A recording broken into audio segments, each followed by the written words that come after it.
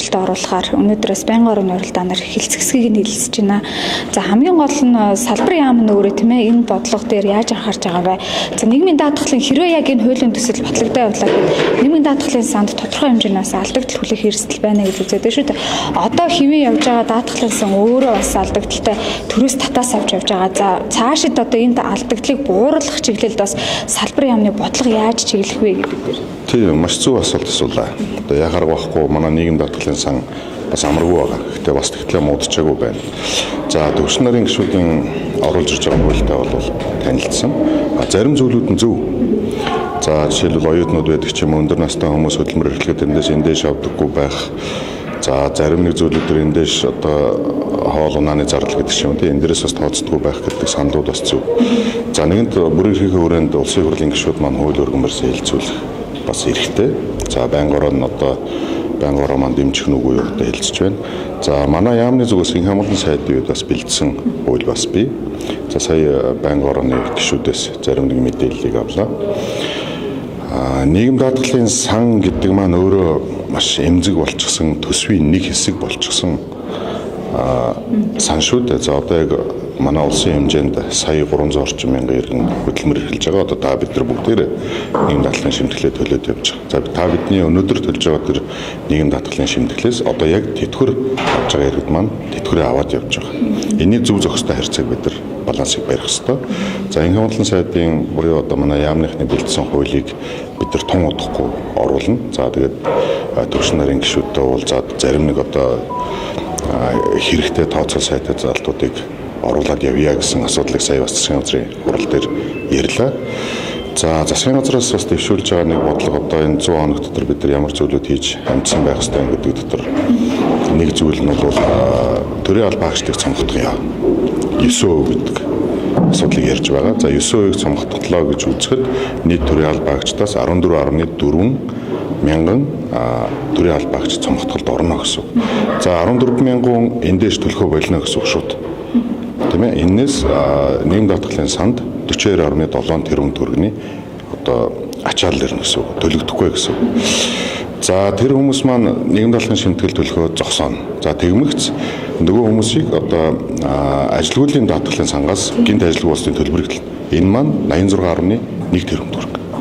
За ингээд бид нар 42 тэрбум төгрөггүй болох нь дээрээс 86 тэрбум төгрөгийг тэр хүмүүс ажилгүйдлийн даатгалын сангаас өгнө шүү дээ. За гээд ингээд манай 4 сан бол үндсэндээ нэлээд хэлбэлзэлд орж эхэлнэ.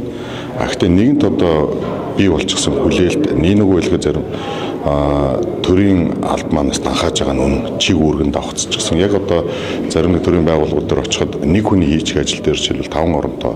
За бусд нь одоо уцаа маяжаад үндснээ нэг үлгэхэд бас сууж байгаа зүйлүүд биш үү дээ. Энэ давхардлыг арилгах нь зөвөө гэдгийг ерөнхий сайд хэлж байгаа. За бидэрт үүрэг чиглэл өгсөн. Өнөө маргааштай бид нар сууж агаад за яг одоо манай салбар дээрээс цомглолд орох болцоотой ажил үүргэнд давхцчихсан ийм хүмүүс хэрвээ нэг гэдэг судалгааг бид нар өнөөдөр гаргах бүх яамдууд гаргана. За тэгээд 5 дахь өдөр манайх ээлж тус засгийн газрын хуралдаантай энэ дээрээ эргэж яриад за мэдээж хөдөлмөр эхлээд явж байгаа хүмүүсийг бид бас хохирожуулахгүй. Энд чинь дахиад одоо ажлын одоо байраас ажилгүйд бий болсон. Гэх зэрэг нь маш эмзэг асуудал шүү. За одоо байнгын орны хурлыг ажиглаж байхад гишүүд маань бол ерөөсөө зарим дэлхийн улсад одоо эндээс төлдөгчгүй юм байж тээ гэлтэй. Гүн чинь тэгвэл тэтгэврт орсон хүмүүсээ бид нар Монгол улс маань бүрэн тэжээгээд явах эдийн засгийн чадвархаас юу вэ гэдэг талаас маш олон үр дагавартай учраас за гишүүдийн бүрэн эрхийг бол хүндэтгэж байна. Хууль өргөн барих ёстой. За ард иргэдэд татврын дарамт бий юу гэвэл бий. За одоо нийгэм даатгалын шимтгэл маань нэг талтай нэг татвар юм шиг харагддаг гэтэл эн чинь хөдөлмөрийн чадваргүй болсон үедээ байдаг ч юм олон жил ажилласны дараа амьдралын баталгаа болж байгаа шүү. Бүгдээрээ ярьж байгаа бид нар энийг маш зөв шийдлийг олох ёстой гэсэн байр суурьтай байна. За бид нар өнөөдрөөс эхлээд за миний хувьд бол өнөөдрөөс эхлээд би хуультай танилцсан. За инх хамгаалалтын сайд, за улсын хурал дотор мэргэжлийн гишүүд бас ажиллаж байна. Баасан жаргал гишүүн, манай Зүлфгар гишүүн гэдэг ч юм уу бид нартай ярьж байгаа маш зөв тогтолцоог бий болгохын төлөө ажиллаад явна гэж бодож байна. Тэгэхээр ер нь яг энэ хайр хийж байгаа. Тэгэхээр орж ирнэ. Эх 7 хоног гэхэд оруулна. Хамтдаад авах зүйлүүд аваад явна гэсэн үг шүү дээ. За төвшин нарын гишүүд гэсэн маш сайн судалгаанууд бас хийчихсэн байна лээ. Тийм учраас эх 7 хоногс хэтрүүлэхгүйгээр бид нар засгаас өөрчлөх асуудлыг ярина. Ингээд улсын хурал дээр энэ хоёр хуулийн төслийн ажлыг нэгтгэхэд явах юм гарцууд байна шүү дээ. Тэгэхээр энэ хаврын чуулган авч штэ тий. Тэгэхээр яг танаас салбарт одоо байгаа асуудлуудыг та одоо хамгийн түрүүнд яг ямар асуудалд анхаарч ажиллаж байна? Нийгэм даатгалын сан хамгийн чухал зүйл. Гэхдээ энэ манай салбар ч өөрөө маш том салбар юм байна шүү дээ. Одоо хөгжлийн бэрхшээлтэй хүмүүсийн асуудал байж байна. За гэр бүлийн асуудлууд байж байна. За нийгэм хамгаалал, нийгэм халамжийн салбар маш том салбар юм байна. Дээрэс нь одоо за манайх бол харьцангуй гайгүй. За бусад салбарууд дээр ашиггүй ажиллаад байгаа энэ улсын үйлдвэрийн газруудыг татан буулгая. Энийгээ одоо аж ахуйн тооцоод газар болгоё. Жишээлбэл манай салбар дээр найрамдал цуслан манай салбарт байдаг юм байна.